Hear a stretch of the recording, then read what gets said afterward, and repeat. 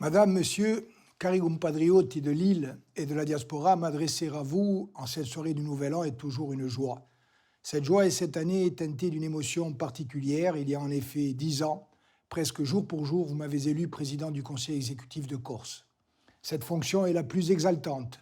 L'exercer est un immense honneur et une immense responsabilité. J'ai cherché en toutes circonstances à être digne de cette mission et de votre confiance. Je me suis efforcé, quelles que soient les situations, de faire les meilleurs choix en respectant le serment au juramento prêté au moment de ma prise de fonction et en plaçant l'intérêt général et celui de la Corse au cœur de chacune de mes décisions. L'heure du bilan n'est pas encore venue. Mais 10 années, c'est un temps significatif à l'échelle de la vie politique, comme d'une vie d'homme ou de femme. Je souhaite donc me retourner un instant avec vous, devant vous, sur la décennie écoulée. Elle a été incontestablement une décennie de secousses fortes et de crises cumulées. Crise politique et démocratique avec un État qui a, pendant des années, refusé de tenir compte du suffrage universel et d'envisager une solution politique. Il ne l'a fait, contraint et forcé, qu'après le vent de révolte soulevé par l'assassinat d'Ivan Colonne en mars 2022.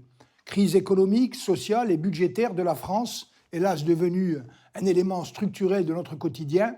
Crise sanitaire avec la pandémie de Covid à laquelle la Corse a su, mieux que d'autres, faire face et résister. Crise sociétale, enfin, avec un peuple corse inquiet, car confronté à des mécanismes puissants, de nature différente, mais qui tous menacent sa cohésion, ses valeurs et jusqu'à son existence, la spéculation, les mutations démographiques brutales, l'apparition de logiques communautaristes ou encore les pratiques mafieuses. Face à ces défis considérables, notre action a certes eu sa part d'imperfection, mais dans ce tourbillon incessant d'adversités et de difficultés, nous avons maintenu sans faillir le cap de la démocratie et de l'émancipation. Nous avons mené avec détermination le combat en faveur d'une Corse apaisée, libre et démocratique.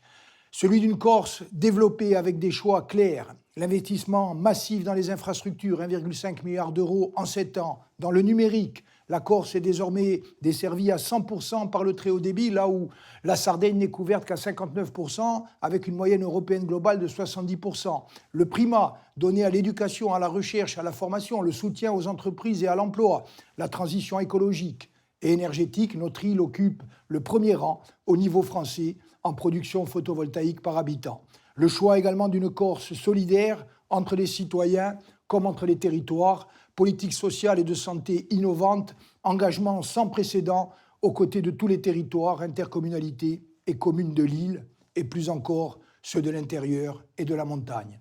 Le choix enfin d'une Corse qui veut rester elle-même entre Europe et Méditerranée, réaffirmation du lien indéfectible entre notre peuple et sa terre, combat pour le bilinguisme et la co-officialité.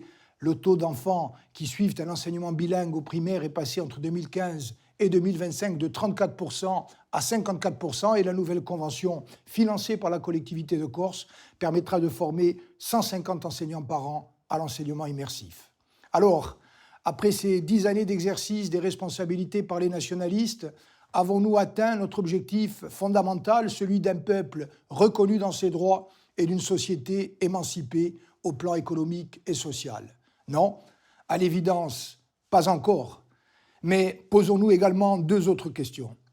Que serait-il advenu pendant la décennie écoulée si nous n'avions pas été là pour refuser la fatalité du renoncement comme la tentation de la violence, pour résister et pour construire? Et en sens inverse, n'aurions-nous pas avancé beaucoup plus vite si l'État avait accepté dès 2015 ou 2017 de respecter le suffrage universel? Alors oui, beaucoup reste à faire, il faudra encore du travail et du temps, 10 ans peut-être, voire une génération. Cette histoire-là reste à écrire, elle le sera pour l'essentiel par des plus jeunes que nous, auxquels nous avons le devoir de transmettre. Préparer l'avenir, organiser la transmission vers cette jeunesse qui est la prunelle de nos yeux, lui léguer la meilleure situation possible, ce sont ces objectifs qui doivent guider nos choix. 2026 sera à cet égard une année charnière. D'abord, celle de l'achèvement de 3 grandes réformes dans lesquelles je continuerai de m'engager pleinement aux côtés des milliers d'agents et de salariés concernés, la réorganisation de la collectivité de Corse, l'entrée en vigueur du nouvel établissement du commerce et de l'industrie de Corse, le plan de renforcement d'Air Corsica. 2026 sera également marqué par les élections municipales et intercommunales de mars qui conjugueront questions du quotidien mais aussi grands enjeux pour la Corse et choix des valeurs que nous voulons placer au cœur de notre modèle de société. Puis, dès le mois d'avril, le Parlement français aura à se prononcer sur la révision constitutionnelle et le statut d'autonomie, revendication portée depuis plus d'un demi-siècle. L'autonomie permettra aussi d'améliorer notre quotidien, dotation de continuité territoriale, nouveau pacte budgétaire et fiscal avec l'État, statut de résident, pouvoir d'achat, régulation des prix du carburant et des produits de consommation courante. Nous demanderons donc aux députés et sénateurs réunis en congrès, quelle que soit leur couleur politique, de voter oui à l'autonomie de la Corse. À la veille de ces échéances majeures, je forme le vœu que notre île s'engage irréversiblement sur le chemin du bonheur e dell'emancipazione. E di modo più personale vi voglio presentare, in cui rispetto e affetto, i miei auguri per l'anno nuovo, in cui una pensata più particolare per quelli che soffrono per via di malattia o di strabazzi di vita, per i nostri anziani di noi, perché rappresentano a tempo ciò che fu e ciò che deve essere tramandato. Che l'anno 2026 sia un anno di pace e di felicità per la Corsica e per il mondo sano, per voi e per tutti i vostri, di cuore e di istinto, in cui fervore e fratellanza, pace e salute.